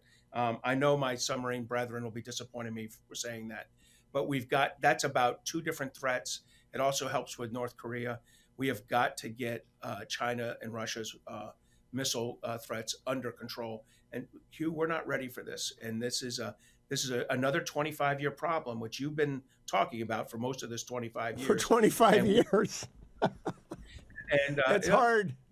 It's hard until you have a disaster, Admiral. What we're seeing in California, we may do some things differently here, but it's not like it's a surprise. And when the hypersonics fall down on our heads or the terrorist attacks on Bourbon Street, not a surprise. It just isn't. 30 seconds, Admiral. So listen, I want to introduce one more idea that you just put in my head, which is thinking back to Ronald Reagan. One of his intellectual breakthroughs back then with the Strategic Deterrence Initiative was that we would actually put weapons in space. And I think that's a decision this administration's kicked the can on. The Chinese and Russians haven't. Good idea, Admiral. Now on in the afternoons across the country. And people who are making the migration with me from the early mornings to the afternoon drive home in the east and the lunchtime drive around in the west is Bethany Mandel. Bethany Mandel is the author of Stolen Youth. You can follow her on X at Bethany Shondark. We don't have her yet? Okay, we are waiting for Bethany Shondark. Let me then remind everyone, I'm in the Relief Factor studio out west, and the Relief Factor studio exists because of our wonderful long-term sponsorship by Relief Factor, which I take every day. I now take it in the first hour of the program, which when I'm in California is between noon and 1. But I did my 5 miles up the Implacable Hill this morning, and the Implacable Hill isn't moving, but I am, and I credit ReliefFactor.com because I haven't got minor aches and pains. I do keep moving, and I think everyone needs to start if you haven't begun. And if you're already a gym rat, you're already a runner, you're already a jogger, you're already a rower, whatever it is that you do, don't let the minor muscle pain stop you from doing. Now, I'm not going to urge you to go out and run on an Achilles repaired tendon. I'm here to tell you Relief Factor works. Call 1-800, the number 4 and the word relief, or go to their website and find the starter pack at $19.95. That's at relieffactor.com, relieffactor.com. Bethany, how are you? Now I can't hear you, Bethany. I'm good. How are you? I'm great. Welcome to the afternoons. How do you like this time slot? Does it work for you? I love it, except I thought we were on at 5:30 instead of 5:20, and I think I just had a heart attack. Well, I'm sorry about that. We can go 2 segments, so relax. We can go 2 segments. Bethany, I'm so glad that you are scheduled for today because there are reports all over Israeli television that a hostage deal is imminent. And indeed, everyone who's had a hand in this is flying to Doha to try and put pen to paper. What are your thoughts on this moment?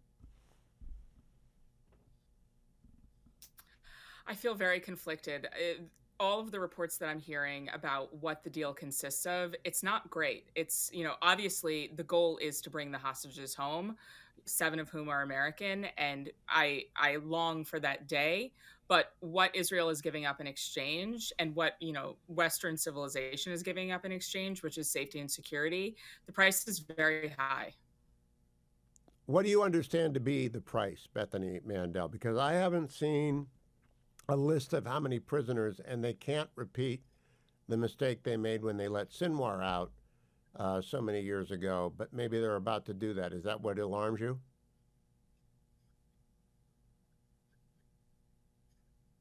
Oh, our internet is failing this afternoon. It's because of Montgomery County, Maryland, I'm afraid. Why don't you try and reconnect with her? Generally, we'll come back to that. Oh, go ahead, Bethany. We got you back. Oh, I guess not. Let me tell you, the reality is we're screwed by the Biden years. I'm going to have Harley play cut 14 while we try and get Bethany back up. Harley, Jake Sullivan made a statement yesterday on State of the Union with Jake Tapper, which I really cannot believe he said, but let's listen to it. Cut number 14. Well, I'd start by saying our alliances are stronger than we found them 4 years ago. They're stronger than they've been in decades. NATO is more powerful, purposeful, and bigger. Our alliances in the Asia-Pacific are at all-time highs. And our adversaries and competitors are weaker across the board. Russia's weaker, Iran's weaker, China's weaker. And all the while, we kept America out of war. So I think the American people are safer, and the country is better off than we were 4 years ago. And we're handing all that off to the next team, as well as having the engines of American power humming, our economy, our technology, our defense industrial base, our supply chains. So the United States is in a stronger, more secure position, and our competitors and adversaries are weaker and under pressure. I think this is absolute nonsense, of course. Bethany joins us by phone. Bethany, did you hear Jake Sullivan say we're better off than we were 4 years ago and that Russia, Iran, and China are weaker? Iran is because of Israel, but Russia is because of Ukraine and some of our weapons. But China's not weaker. What do you think of that? No, I mean, it's really terrifying, and it's a total disconnect from reality. I mean, we're seeing the same messaging on their Twitter account about the economy. Meanwhile, I just spent $7 for a dozen eggs. So this is the calling card of the left. They pee on your leg and tell you it's raining. And that is in California, where you've got Governor Newsom telling everyone in California, drier is drier, wetter is wetter. No, it's not. There's a complete collapse of government. Do you think this causes a wake-up call in the blue bubble of Washington, D.C. about what happens when you have cumulative collapse of government? No. No, I mean, I'm seeing the messaging about the wildfires in California that, it's climate change. There are going to be no lessons learned. And it's really astounding to me because it's the definition of insanity. But, I mean, that's the American left. It's the definition of insanity. Don't go anywhere, Bethany, because I want you to stay. So when the music comes up, don't run away. I do want to play a little bit of Governor Newsom yesterday talking with Jacob Soboroff, cut number 20. Yeah, we're not going to, and within this executive order, we frame those abuses. We basically bookmark that in the context of maintaining the existing footprints. The Coastal Act, they allow just a 10% variant. So we're going to be very mindful of that. California leads the nation in environmental stewardship. I'm not going to give that up. But one thing I won't give into is delay. Delay is denial for people. Lives, traditions, places, torn apart, torn asunder, families, schools, community centers, churches, you've seen it. The number of schools that have been lost in this community, and we've got to let people know we have their back. We're going to be back. We're going to do it efficiently and effectively. Don't turn your back. Don't walk away because we want you to come. Bethany, do you believe any of that? No, I mean, I would be astounded if the people of California just let Gavin Newsom, continue to let the state burn in this way. I hope that this is the end of Gavin Newsom's career. I mean, when you hear him talking, I don't see how you don't hear anything but smarmy, know-it-all, idiot. But I mean, this happened during COVID. He was at French Laundry while telling every other business that they had to close, and yet he's still governor. So I don't know what's in the water in California, but I don't see how he can remain governor. Well, I lived here from 1989 to 2016. And it's not all Gavin's fault. It's a cumulative thing, Bethany. Mm-hmm. It's sort of a dysfunction at every level, from an elementary school teacher who just wants to get their 40 years in or their 30 years in to the recently hired. I got to play one for you. I can't date this, but this is the LADWP chief, Janice Quinones, on KBLA radio when she was hired to run the Department of Water and Power. Cut number 42. You call it powered by equity, and I know that it's been really important for the DWP to put an equity lens on everything. Yes. Yeah. And that's the number one thing that attracted me to this role. Coming from the communities that I come, seeing what I've seen through my career in utilities and through the military. I've been in the Coast Guard 19 and a half years now, so I got 6 more months to qualify for my 20 years, which was my original goal. Stop. Wow. Bethany, when I heard that, I said, she just admitted she's a pension seeker. So stand by. I got to go to a break. I'm coming right back with Bethany Mandel. I'm going to talk about this. It's extraordinary what you find when you go looking for what people actually say on the record. Stay with me. I'm Hugh Hewitt.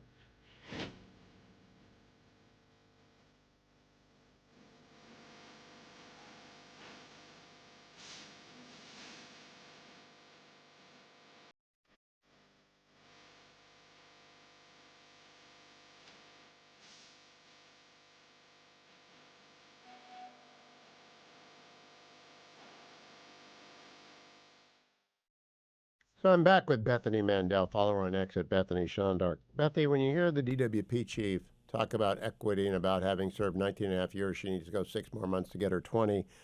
What do you hear? Well, I mean, what does a normal, ordinary person, not a Californian, hear when they hear that?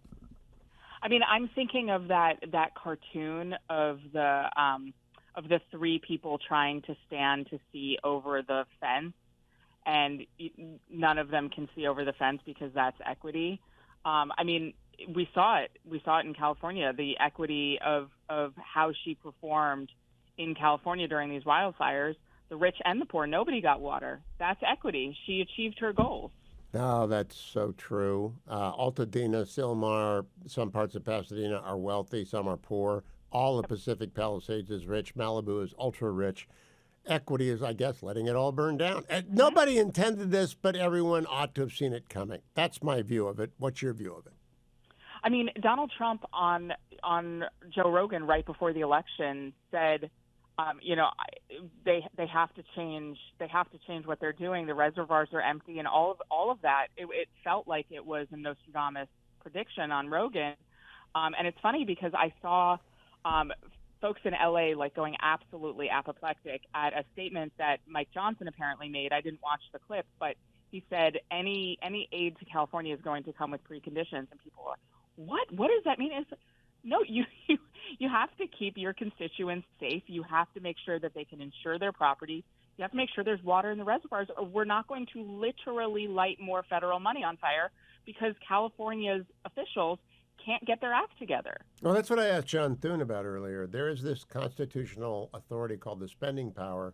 Federal money can be conditioned upon state action. One of the actions would be the elimination of the Coastal Commission, which doesn't let people rebuild quickly if they're in the coastal zone. Another would be the handicapping of the CEQA, which gives standing and citizens standing the right to sue to all these crazy environmental groups. And we got dozens of them, dozens. Mm-hmm. I've been litigating with them. I'm retired now, but I litigated with them for 27 years.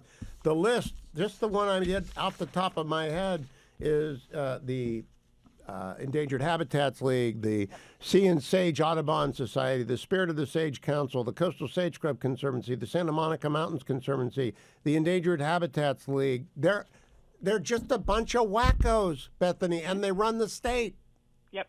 Well, I heard somewhere that there was a conservation of a rare fish or turtle or something, and that was why there was reservoir issues. Does that sound familiar? Well, yes, it's the delta smelt, and the delta smelt reduces the transfer of water from the north to the south.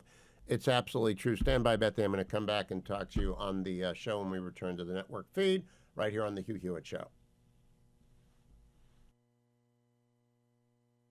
Hewitt Show on the Salem Radio Network returns from break in 45 seconds.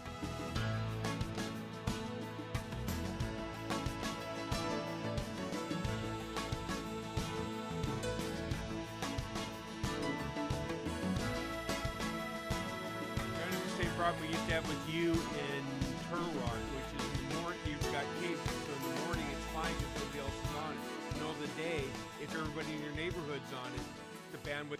The Hugh Hewitt Show on the Salem Radio Network returns from break in 15 seconds.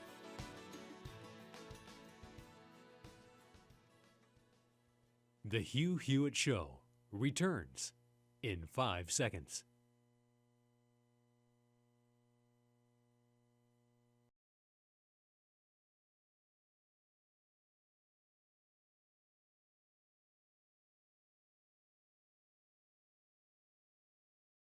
I guess you can follow her on Twitter at Bethany Shondark. Bethany, I listen to your husband probably more than you do because I listen to the commentary podcast every day. And I heard Matt Continenty on that talking about a moment of American glasnost where all legacy media collapses in like the California fire control system and alternative media springs up, and it really just does replace the shattered old pyramid of priority for people's information sources. Do you believe we're in that moment? So I think that Seth said that because I don't listen to the commentary podcast that much anymore because I live with him and so I hear him say things every day, all day. And he's been saying glasnost for like 10 years. So I bet you that was Seth. Okay. But whether it was Seth or Matt, I absolutely agree. I mean, I think that we're having that moment with Facebook, with Twitter, when all of that opened up, we're seeing a new era, and all the things that couldn't be said are now starting to be said. So, Bethany, I quit the Washington Post 3 months ago, and then this morning, though, I canceled the newspaper. I canceled the newspaper because of a story. What caused the Palisades blaze? Visual evidence points to a recent fire nearby. Did New Year's Eve fireworks start the largest Los Angeles fire? It's a ridiculous story, Bethany. Moreover, it's not just the Palisades fire. We've got 3 of them. It ignores the poor people. It writes about the rich people, and it doesn't mention any of the underlying issues like the California gnatcatcher, the Stevens kangaroo rat, the utter failure of DWP, I've given up on mainstream media. They can't be saved. Am I being apocalyptic and saying everyone cut the cord? No. I mean, I thought you were going to go with the Jen Rubin route and make fun of them. So you could have me on for another segment to joke about that. But no, I mean, I've been getting my news on this stuff from the Free Beacon, because where I don't understand how the mainstream media is covering this, but this is real catnip for a real media organization, because it has all the components of, you know, failed politicians, and it's a juicy story that would be fun to report out if you were actually a reporter, but I don't really see that happening. You need to be competent. I actually think you need to be a lawyer in this case because of the Endangered Species Act, the Clean Water Act, the California equivalents there too, and it's really a Rubik's Cube of agencies. There are at least 9 agencies involved in fire prevention. None of them do their job very well. But add to my list. I list, of course, the Commentary Podcast, the Ruthless Podcast, the Editors, and the McCarthy Report from National Review, Dan Senor, Call Me Back. I read the Times of Israel, and I read the Free Beacon. Am I missing something? Because nobody, and I watch Brett Baer, nobody needs anything besides Fox News and what I just went through. What am I missing? I mean, Ben Shapiro, I think that he has a real moral compass. I love, honestly, Barry Weiss's podcast. The Free Press is on my list as well. I should have mentioned it. Yeah. Yep. That's actually a subscription that I still subscribe to. The Free Press and news items from John Ellis are the only 2 things I subscribe to, other than the Journal and the Financial Times. Yeah. And I of the podcasts, Megyn Kelly is also one of the only ones I still listen to also. Yeah, I just think in 5 years, the other ones are going to be gone. Maybe the New York Times. John Podhoretz thinks it limps along on puzzles and recipes. But I subscribe to the recipes. I'm sorry, they're really good. Well, I know you people who like to cook. Just get me to In-N-Out Burger and I'm fine. But I do think I would not. I teach this semester, and I tell a lot of law students, you might not have a job because of AI. I don't think journalism is going to have a job because of credibility, because it's gained in ounces, lost in pounds, old cliche. Do you think they can ever get it back? I mean, not with a radical reorientation. I mean, what's been wild to watch at places like the Washington Post especially is that they're letting the inmates run the asylum. And so Jen Rubin left today because, God forbid they didn't run a cartoon about how terrible Jeff Bezos is. And the editor in charge was like, I feel like it's overkill because we've been covering it nonstop. And they don't seem to possess the wherewithal to be in an authority position with their own employees to say, like, put your nose to the grindstone and actually do your job. And one thing that I found, that it's a little inside baseball, but that I found really disturbing about the future of the Washington Post, was that they fired all of their PR people, which sounds not like a big deal, but it actually is quite a big deal, because now all of these reporters who are working hard on their stories are going to spend their time trying to promote their work instead of actually doing their work. And you're going to get more Taylor Lorenzes, people who only care about their brand and only care about self-promotion instead of actual reporting. Well, the byline is the brand, and there are very few places like the Free Beacon left that are for free and are excellent. I want to thank you, Bethany, for being a free and excellent source. On in the afternoons now. Of course, not everything can be spent, not every moment can be expended. Thinking about disaster and crises, though, if you doom scroll or doom click, you'll get nothing but 24/7, 365 disaster, and especially so in California. So some of us find diversion in football. I've been talking about football forever, and if you're new to the program, the Cleveland Browns, the Cleveland Guardians, the Cleveland Cavaliers, and the Ohio State University Buckeyes, and in a distant fifth, Notre Dame, are my 5 clubs. I listen to 2 podcasts about college football. One of them is called Kings of the North by Doug Lesmerises and Bill Landis. And the other one is The Triple Option, which features a friend of mine and of the program, Urban Meyer. Coach Meyer was talking today, and I just want to play this to lift you up a little bit out of the gloom of the fiascos that we find ourselves amid. Cut number 2, Coach Meyer on the Triple Option podcast this morning. Yeah, I kind of watched what happened the last few weeks, and if I didn't watch it, I was obviously hearing about it through people text messaging me and, going after the Ohio State fan base, and there's the pressure and then I saw someone sent an article to me today where, do the players or the coach really need this, win and get out? And I'm thinking, wait a minute, what are you talking about? And I guess I can bring a different perspective that I've been at places and I've also received phone calls and I wouldn't call them interviews, but people asking me about coaching there. And the comment that I always wanted to be around is the answer is we expect you to be the very best in the country. There's nothing like, I know that for a guy like, maybe not all players and all coaches, but I know Mark Ingram's of the world, the alpha dogs, they want to be at the place where anything less than perfection is not allowed. Right. Not many people really understand that, and that's okay. I get that. I guess I've been at places where I had to go out the subway and beg and speak and have raised money because I wanted to buy my team T-shirts when I first became a head coach. The average attendance was 2,600 people, and man, I hope we get some people at the game. I also been at places where you go to the booster clubs, and I wonder how many people are going to be there. And you're going to see it now as the rich get richer in this day of NIL. I'd be very cautious about attacking fan bases. Fan bases are the bloodline for what programs, and I'm going to speak about the Ohio State fan base.